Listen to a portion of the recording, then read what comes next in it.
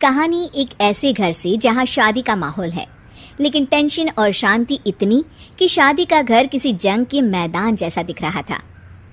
अरे जैसा मर्जी डेकोरेशन कर दो, पैसों की चिंता मत करो।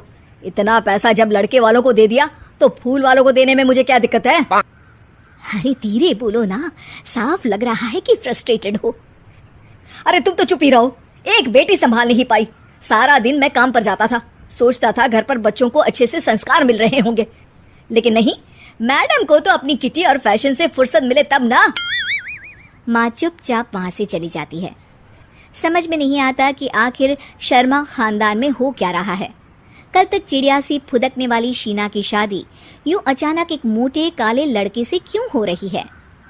शीना कमरे में हाथ में गुड़िया लिए बोलती है, मेरे साथ जो हो रहा है ठीक हो रहा है। तुम तो सब जानती हो, साहिल मेरे लिए भगवान है। अब जब वो ही नहीं मिला तो फिर कोई भी हो, जिंदगी ही तो जीनी है, जी लेंगे। बाहर शीना की बुआ किसी से बात करती है। अरे मोटा नहीं, उसे तो खाते पीते घर का कहते हैं। अब ओबेरॉय का नाम भी किसी को बताने वाली बात है। उनका इकलौता लड़का तो करोड़ों की सामी तो है ही। अरे हमारी शीना बिटिया तो रानी बनेगी, रानी।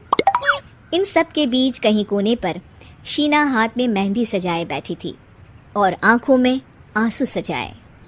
और वो समय भी आ जाता है जब शीना मंडप के नीचे हाथ में वरमाला लिए खड़ी होती है, लेकिन तभी अफरा तफरी मच जाती है। कोई कहता है, अरे लड़के की माँ को हार्ट अटैक आ गया।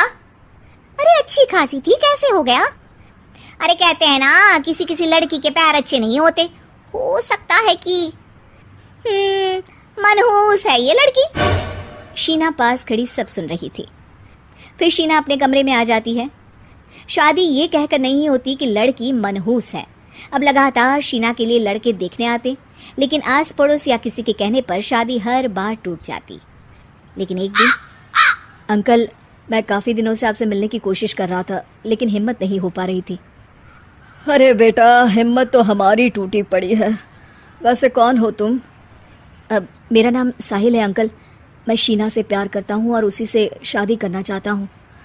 अरे अब तो किस जात के हो ये भी मायने नहीं रखता।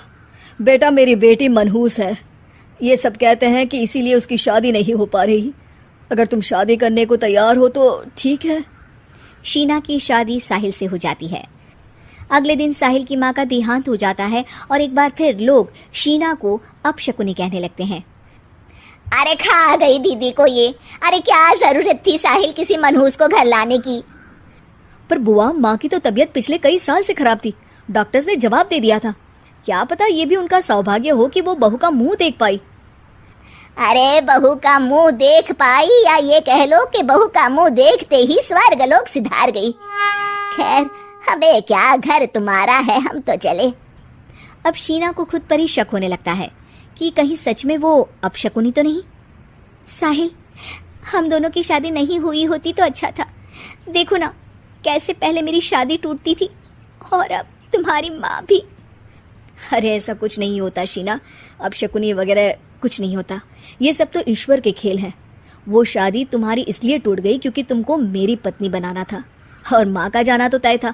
वो काफी बुजुर्ग थी, साथ ही एक ऐसी बीमारी से जूझ रही थी जिसमें डॉक्टर्स भी उन्हें नहीं बचा पाते। शीना साहिल की बात सुनकर तसल्ली कर लेती है और वहां से चली जाती है। अगले दिन, शीना, अरे ओ शीना। क्या हुआ? उफ, कहीं फिर मेरी वजह से कोई नुकसान? अरे नहीं नहीं शीना, तुम जानती हो, जिस प्रॉपर्टी के केस को हम बरसों से लड़ रहे थे उस पर फैसला आ गया, वो भी हमारे हक में।